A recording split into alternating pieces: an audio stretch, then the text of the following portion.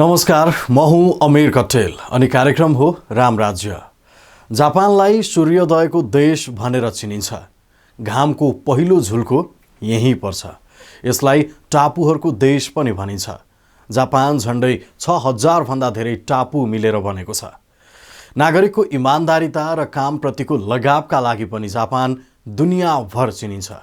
यहाँका नागरिक अन्य देशका नागरिक भन्दा काममा धेरै खट्छन्। त्यसैले आजको जापान समृद्ध छ। जापानको अर्को परिचय शक्तिशाली पासपोर्ट हो। कार्यक्रमको 7औं एपिसोड दुनियाँभरका लागि प्रतिष्ठा बन्ने जापानको पासपोर्टको शक्तिमाथि केन्द्रित छ। जापानको पासपोर्ट शक्तिशाली हुनुमा दोस्रो विश्वयुद्धपछि उसले गरेको आर्थिक चमत्कार, अपनाएको सन्तुलित परराष्ट्र नीति, अन्तर्राष्ट्रिय जगतमा उसले गर्ने सहयोग र विश्व शान्तिप्रति उसको प्रतिबद्धता प्रमुख कारण हुन्। कार्यक्रममा हामी जापानको प्रगति र उसको पासपोर्टले दुनियाँभर कमाएको प्रतिष्ठाबारे विस्तृतमा बताउनेछौँ। आजको जापान बुझ्न यसको इतिहासलाई दुई भागमा टुक्र्याएर हेर्नुपर्छ। दोस्रो विश्वयुद्ध अघि र दोस्रो विश्वयुद्धपछि। जापानका धेरै टापु मानवरहित छन्। ठुलो जनसङ्ख्या होन्सु, होक्काइडो, केयोसो र सिकोकुमा बस्छ। यी टापुमा शताब्दीौँदेखि मानव बसोबासको इतिहास छ। प्राचीन कालमा यहाँ माछा मार्न र शिकार खेल्नका लागि मानिस भेला हुन्थे। ईसापूर्व 14000 देखि ईसापूर्व 300 सम्मको अवधिलाई जापानमा जोमोन युग भनिन्छ। यस अवधिमा यहाँ खेतीपाती सुरु भयो। ईसापूर्वको 300 देखि सन् 250 सम्मको अवधिलाई यायोग युग भनिन्छ। ईसापूर्वको झन्डै 100 तिर यहाँ चीनबाट धान भित्र्याइयो। यहाँका सुन्दर फाँटमा धान मौलाएसँगै सामाजिक वर्ग संरचना बन्न थाले। शक्तिशाली जमिनदारले देशका विभिन्न भूभागलाई एकीकरण गरे। चीनमा हेन र वेई वंशको शासनकालताका चिनिया यात्री यहाँ घुम्न आएका थिए। उनीहरूका अनुसार हिमिको नामकी रानीले यस समय जापानमा शासन गर्थिन्। यायोग युगमा फलाम र कोरियाबाट आधुनिक प्रविधि पनि भित्रिए। 250 देखि 538 वर्षसम्म यहाँ कोफुन अवधि थियो। समथर किनाई क्षेत्र यहाँका शासकको केन्द्र बन्यो। 400 तिर आइपुग्दा यामाटो जापानका नाममा यस देशको एकीकरण भयो। राजधानी यामाटोमा थियो। शासकहरूलाई ठुला ठुला चिहान बनाएर गाडिन्थ्यो र त्यहाँ स्मारक खडा गरिन्थ्यो। त्यही कारण यस अवधिलाई कोफुन भनियो। यस अवधिमा चिनिया संस्कृति र लेखन शैली जापानमा भित्रियो। 538 मा असुका अवधि सुरु भयो। कोरियासँगको जापानको सम्बन्ध यति बेला निकै राम्रो थियो। यही अवधिमा चीनबाट बौद्ध धर्म भित्र्याउन राजकुमार सोकोटुले महत्त्वपूर्ण भूमिका खेले। यी राजकुमारले नैतिकता र राजनीतिक मान्यता कस्तो हुनुपर्छ भन्ने विषयमा आधारित रहेर संविधानका 17 धारा लेखेका छन्। बिस्तारै जापानमा कन्फ्युसियस र ताओका विचारधारा भित्रिए। 645 मा फुजिवारा वंशका नाकातोमी नो कामातारिर राजाको विश्वासपात्रका रूपमा सत्तामा आए। उनको कार्यकालमा ताइका सुधार योजना ल्याइयो अनि बनाइयो चिनिया मोडलको सरकार र प्रशासनिक संयन्त्र। राज्यले सबै जग्गा किन्यो। त्यसपछि किसानलाई समान रूपमा वितरण गर्यो। यो ठुलो भूमि सुधार नीति थियो। चीनमा जस्तै किसानलाई करको दायरामा ल्याउन यस्तो गरिएको थियो। 8औं शताब्दीमा जापान एक बलियो शासकको अधीनस्थ थियो। 794 मा सम्राट काम्मुले क्योटोमा राजधानी सारे। जापानमा हेयन अवधि सुरु भयो। यस समयमा कला, संस्कृति, साहित्य, सङ्गीतले गति लियो। यस अवधिमा झन्डै 300 वर्षसम्म यहाँ शाही अदालत शक्तिशाली थियो। तर 11औं शताब्दीमा समुराई अर्थात् तरवार कलामा निपुणहरू सत्तामा उदाए। सामुराईको नेतालाई शोगुन भनिन्थ्यो। उनीहरूले राजालाई संवैधानिक सीमामा राखे र आफूले कार्यकारी अधिकार लिए। तर सामन्तीहरू शोगुनलाई मान्न तयार थिएनन्। त्यही कारण यहाँ सामन्ती र शोगुन बीच युद्ध चलिरहन्थ्यो। 1467 मा 10 वर्ष चलेको गृहयुद्ध सबैभन्दा भयानक थियो। यसरी विभाजित अवस्थामा रहेको जापानलाई सन् 1590 टोयोटोमी हिदेयोशीले एकीकरण गरे।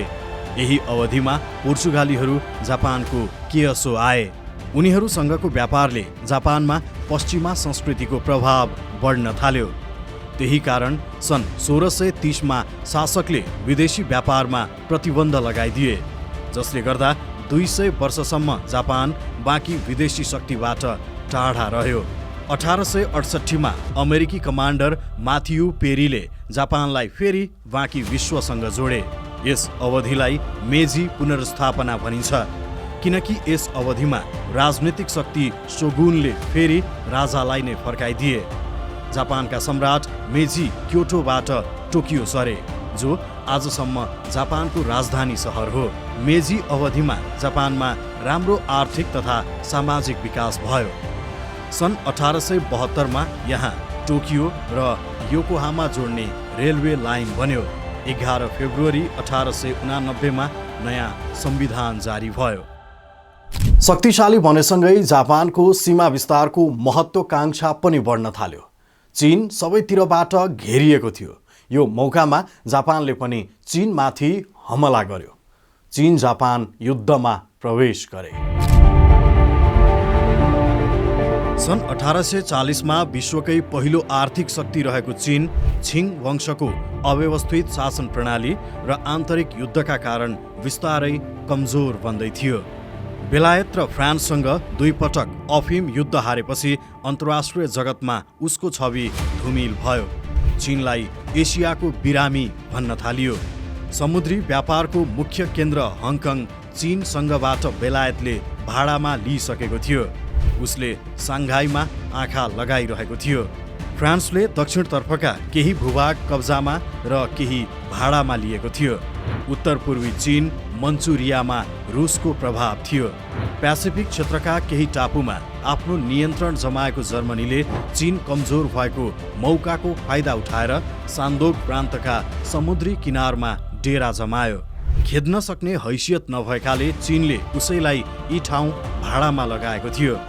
मकाओलाई पोर्चुगलले उपनिवेश बनाएको थियो।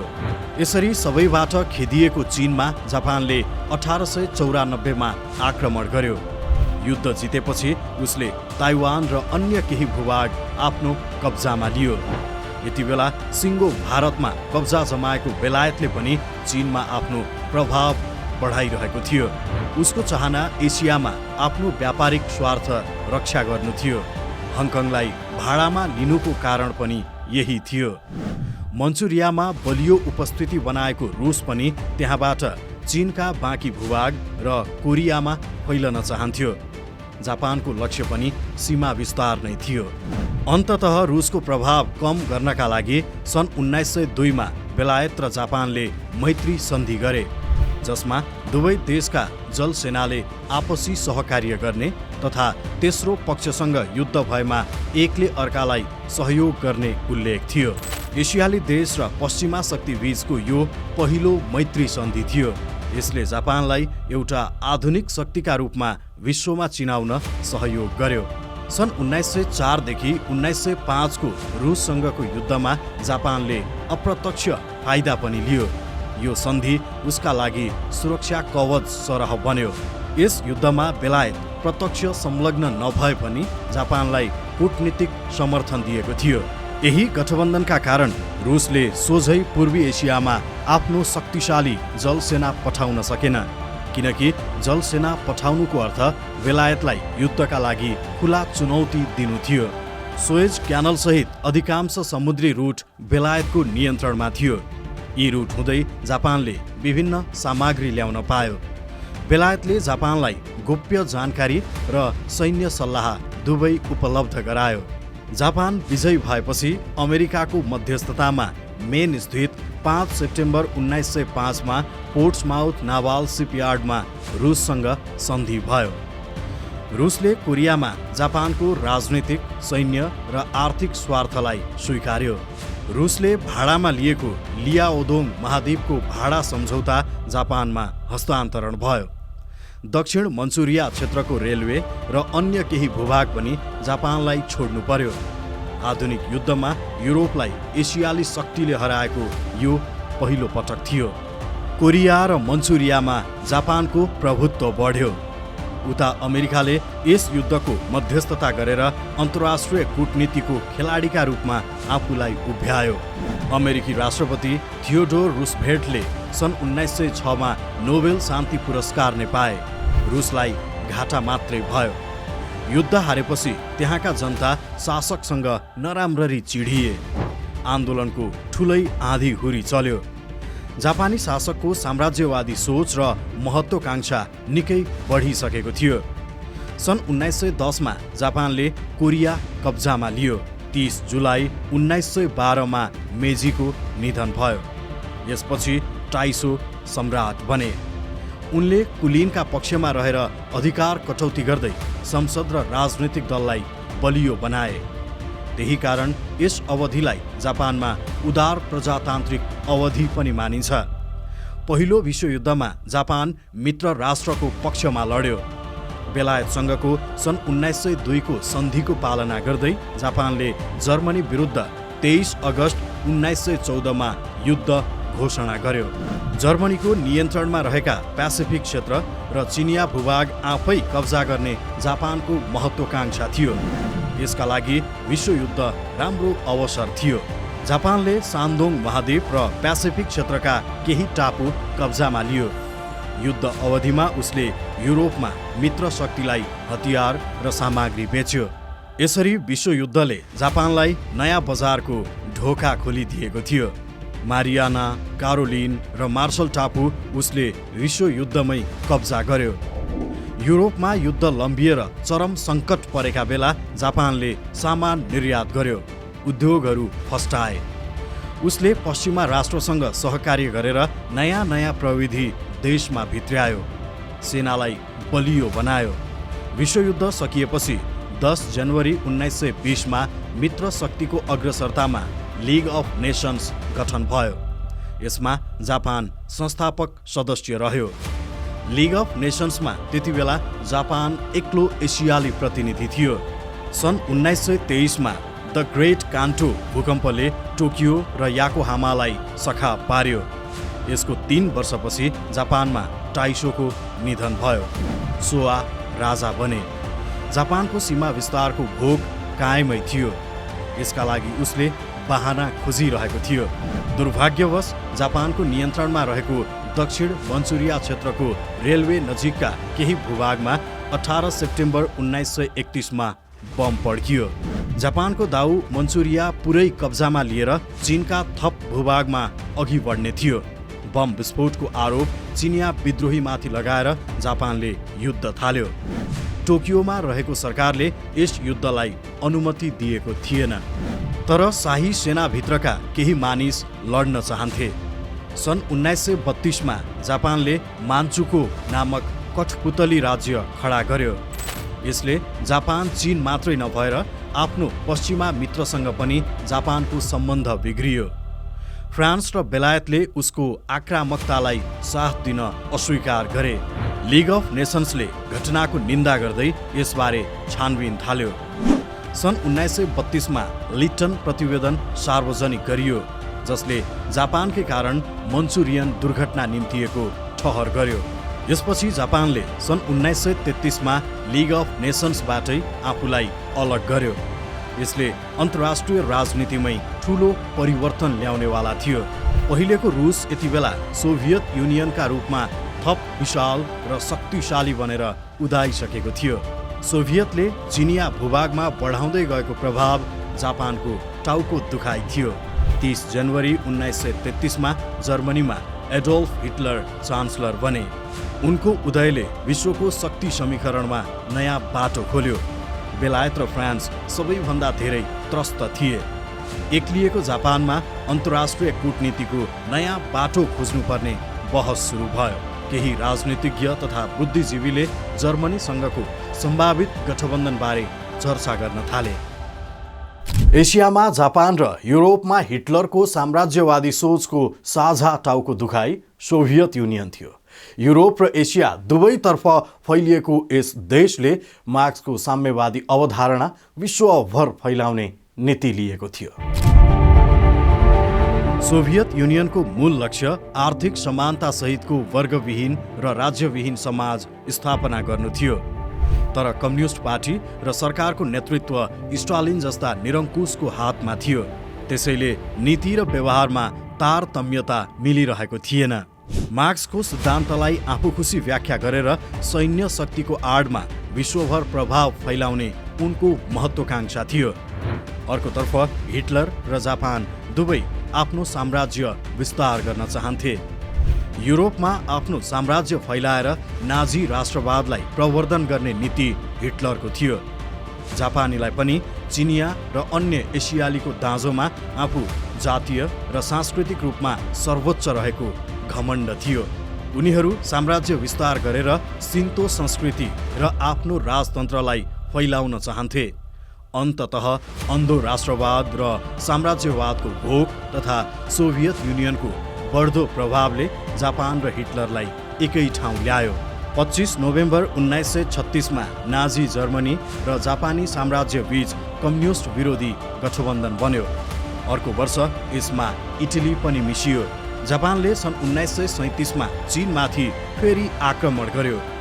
गृहयुद्धले कमजोर भएको चीनलाई कब्जा गर्ने जापानको महत्त्वाकांक्षा थियो। हिटलरको साथले जापान थप हौसिएको थियो। 13 डिसेम्बर 1937 देखि 6 हप्तासम्म जापानले नान्जिङमा नरसंहार मचायो। सन् 1937 को जुलाईसम्म बेइजिङमै बुट बजार्यो।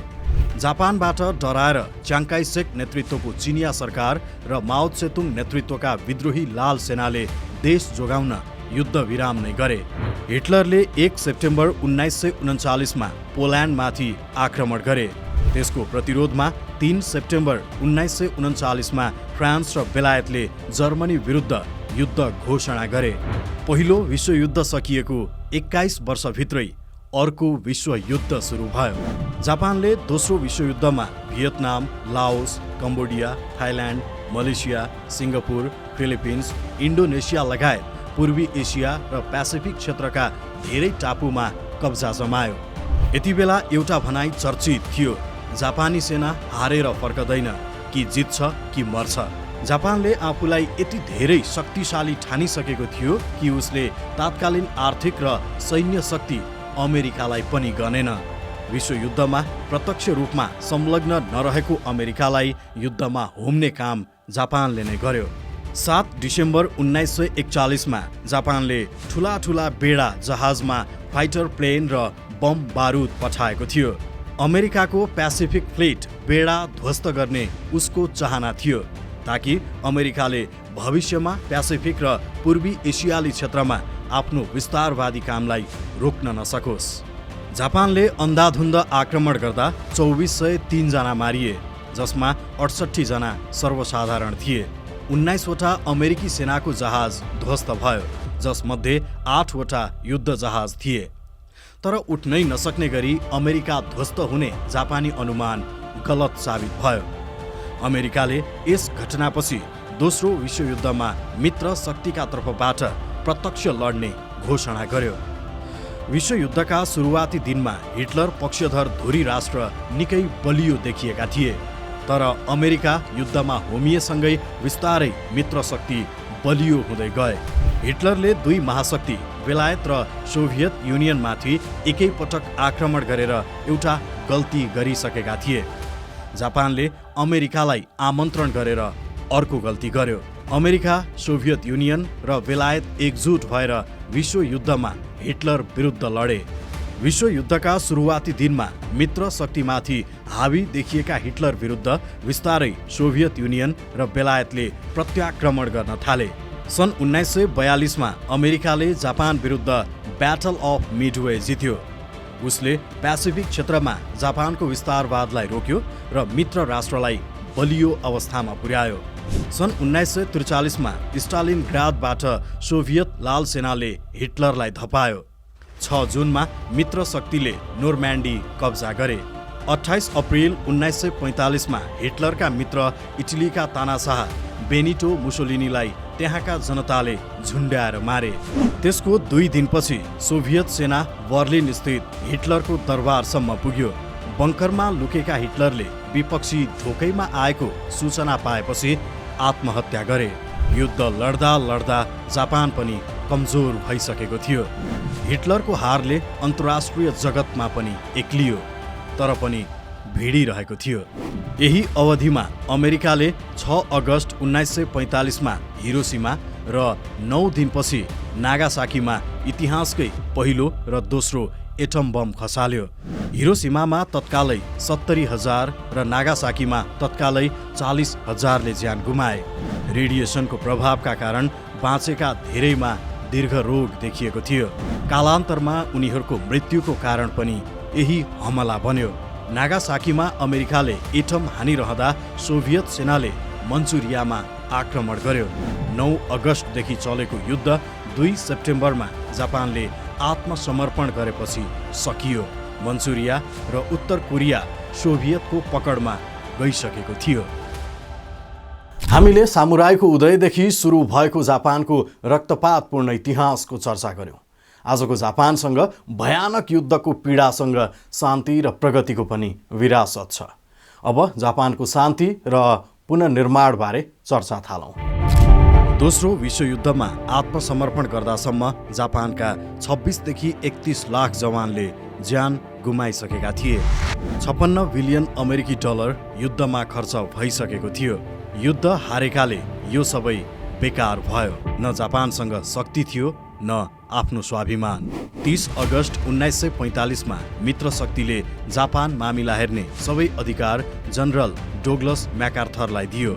जापानलाई प्रजातान्त्रिक मूल्य मान्यताका साथ अघि बढाउन र शान्तिप्रेमी देशका रूपमा स्थापित गर्नका लागि नयाँ संविधान बनाउन उनले पहल थाले। म्याकार्थरको इशारामा राजाले सबै सैन्य अधिकारीलाई सत्ताबाट हटाए। अति राष्ट्रवादी सङ्गठनलाई पनि खारेज गरियो। युद्धमा अपराध गरेका सैन्य अधिकारीमाथि कारबाही थालियो। 1 जनवरी 1946मा जापानी सम्राट सोआ हिरोहितोले आफूसँग कुनै दैवी शक्ति नरहेको घोषणा गरे। उनले सम्राटसँग दैवी शक्ति रहने परम्परागत सोच नै गलत रहेको बताए। आफू सामान्य मानिस मात्रै रहेको प्रश्नोक्ति दिए। जापानमा सम्राटलाई सूर्यदेवका सन्तान अर्थात् सूर्यवंशीका रूपमा लिइन्थ्यो र उनीहरूलाई धार्मिक र राजनीतिक शक्ति दुवै थियो। विशेष गरी दोस्रो विश्वयुद्धताका सिन्तो राज्यको अवधारणा अघि बढ्दा सम्राटलाई भगवानकै रूपमा प्रचार गरिएको थियो।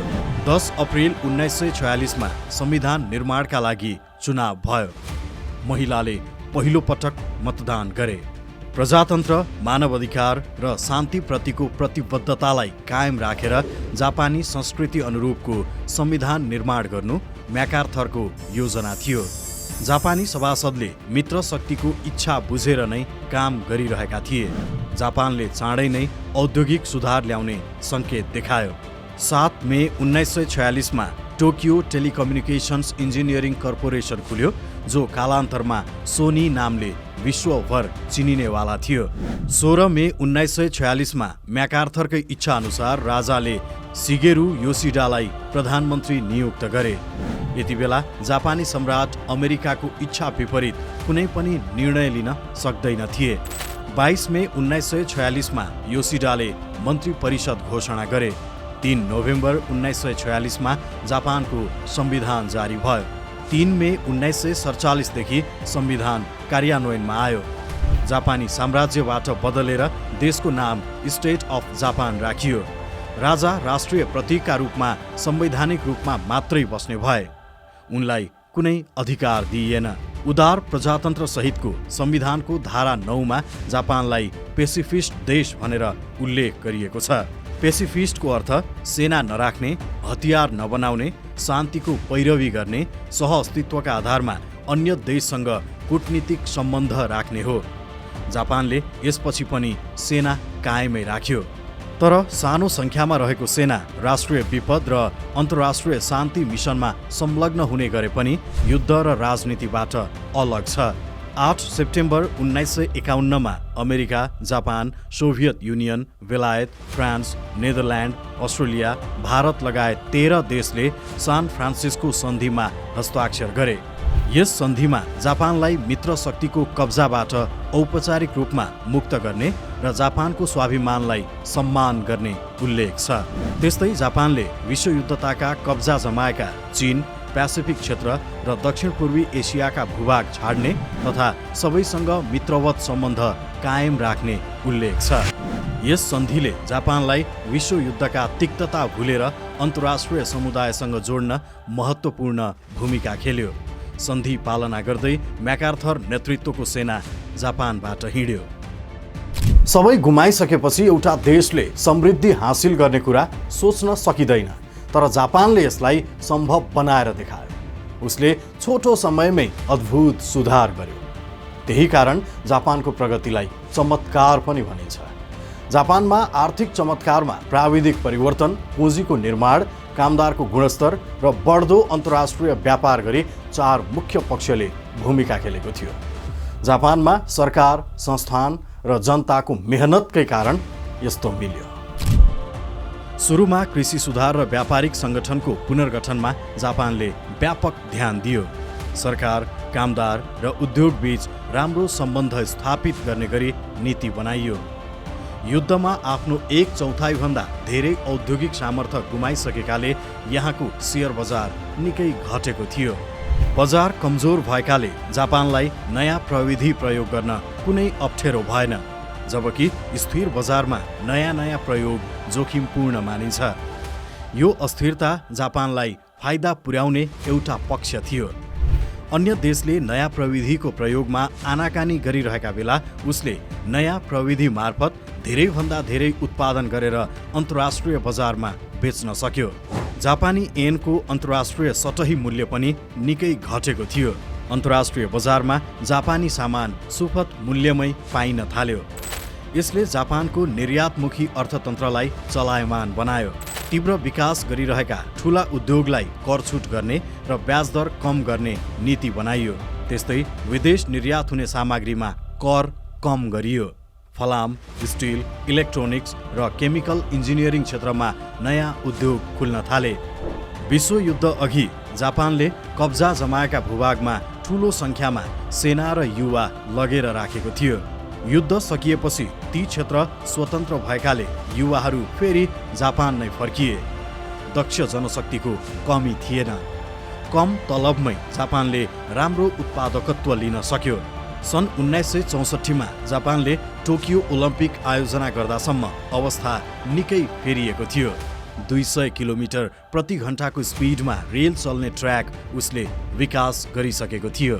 औद्योगिकरणले निम्त्याएको स्वास्थ्य र पर्यावरण दुष्परिणामलाई नजरअन्दाज गर्न नहुने भन्दै सन् 1960 को दशकमा नागरिक आन्दोलन चल्यो। यसले विश्वयुद्ध अन्त्यपछिको छोटो समयमै जापानमा कति धेरै औद्योगिक विकास भइसकेको रहेछ भन्ने पुष्टि गर्यो। यस दशकमा जापानमा तलब वृद्धि र उत्पादकत्व बराबरीकै अवस्थामा थियो, जसले कम्पनीलाई प्रभावकारी रूपले फक्रन सहयोग गर्यो। मजदुरहरू पनि कृषि र वन जस्ता कम उत्पादकत्वको क्षेत्रबाट उड्डयन, अटोमोबाइल र इलेक्ट्रोनिक्स जस्ता उत्पादकत्व बढी हुने क्षेत्रमा लागे। जापानी आर्थिक चमत्कारको अर्को महत्त्वपूर्ण कारण किरुत्से नेटवर्क हो। यो ठूलो व्यापारिक नेटवर्कले विभिन्न बैंक, व्यापारिक संस्थान र उद्योगीलाई जोड्ने काम गर्छ। विदेशी प्रतिस्पर्धीसँग प्रतिस्पर्धा गर्नका लागि आवश्यक सल्लाह सुझाव र बाटो देखाइदिने गर्छ। सरकारका नीतिमा पनि यसले प्रभाव राख्छ। किरेत्सुकै सल्लाहमा जापान सरकारले विदेशमा सामान निर्यात सहज हुने गरी नीति ल्यायो। साना धेरै कम्पनी हुनुभन्दा गुणस्तरीय सामान निर्यात गर्ने ठूला कम्पनी एक हुनु सरकारका लागि फाइदाजनक थियो। त्यसैले 5 ठूला कम्पनी मर्जर हुँदा उद्योगका रूपमा मान्यता दिने र सेवा सुविधा पनि धेरै दिने नीति ल्याइयो। यसपछि धेरै कम्पनी मर्ज भए। निर्यातमा एक अर्कासँग प्रतिस्पर्धा गर्नुको साटो मिलेर गुणस्तरीय सामग्री उत्पादन गर्नमा उद्योगीले चासो देखाए। किरेत्सुले काम गर्ने संस्कृति निर्माणमा राम्रो भूमिका खेल्यो।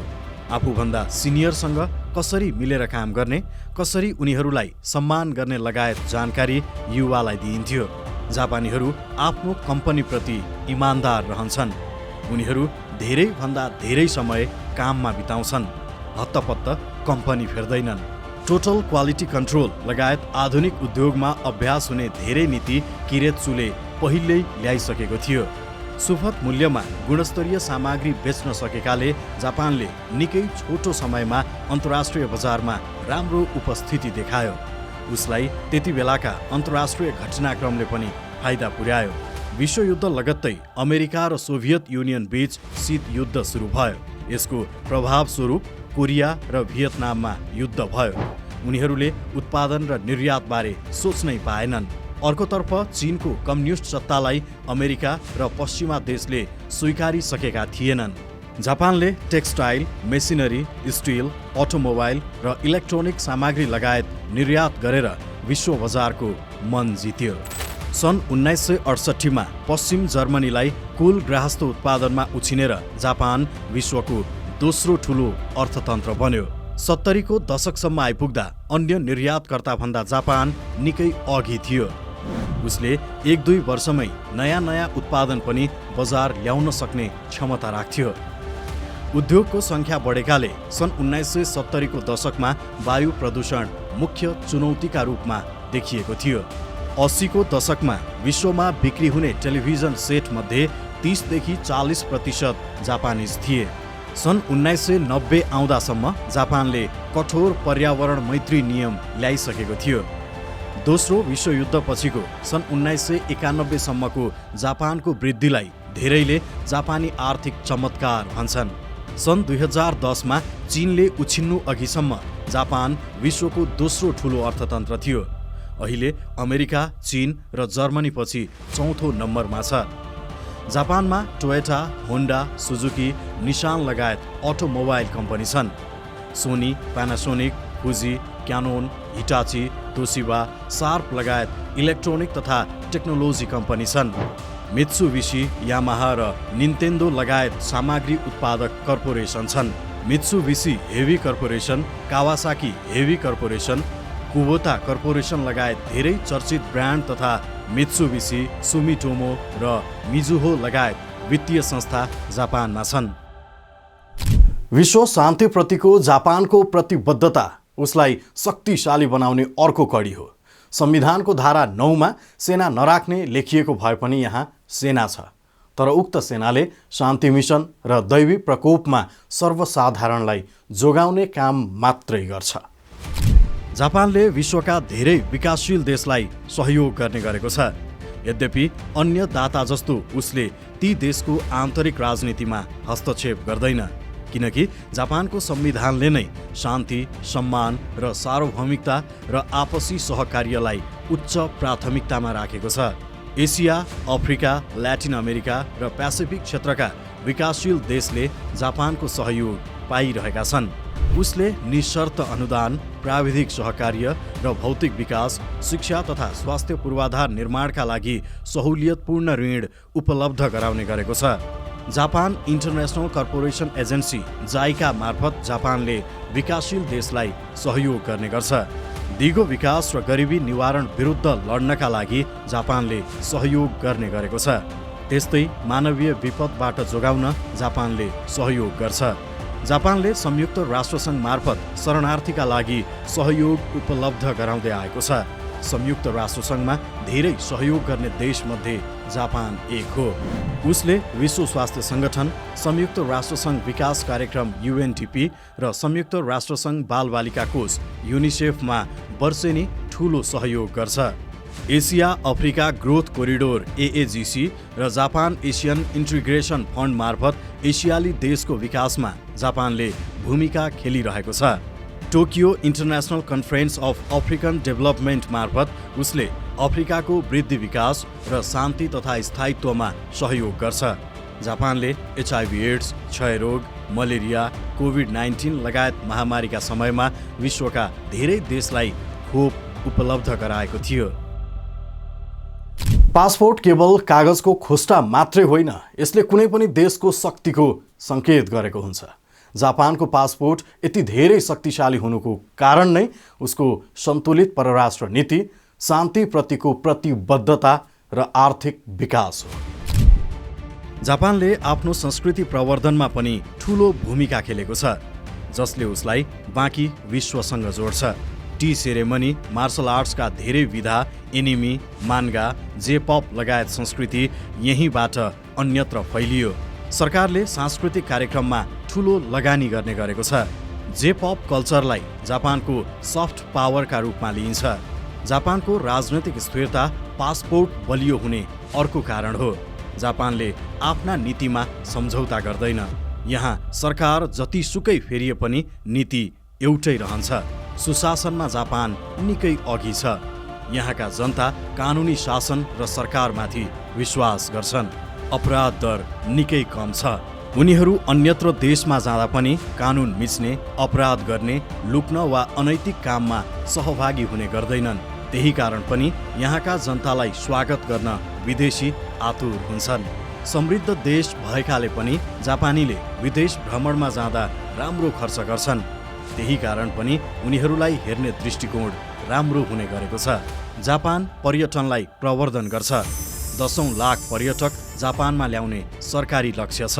विदेशी नागरिकले जापान घुम्दा सुरक्षित महसुस गर्छन्। यहाँको यातायात प्रणाली राम्रो छ। एयरपोर्ट र विमानस्थल व्यवस्थित छन्। भौतिक पूर्वाधार राम्रो छ, जसका कारण कम समयमा पर्यटकले धेरै ठाउँ सहजै घुम्न सक्छन्। जापानीले गर्ने व्यवहार राम्रो छ। यसले पनि जापानको छविलाई बढाएको छ।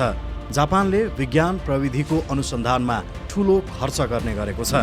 कमिक बुक, हाते पंखा, डिजिटल क्यामेरा, आफै कुद्ने car, CD, DVD, digital audio recorder, electric rice cooker, play station लगायत धेरै सामग्रीको आविष्कार जापानमा भएको छ। जनवरी 2024मा जापानले चन्द्रमामा आफ्नो अन्तरिक्ष यान पठाएको थियो। अमेरिका, सोभियत युनियन, चीन र भारतपछि यस्तो उपलब्धि हासिल गर्ने जापान 5औं देश हो। उसले केही वर्षभित्रै चन्द्रमामा मानिस पठाउने तयारी सहित अमेरिकी अनुसन्धान संस्था नासासँग मिलेर काम गरिरहेको छ।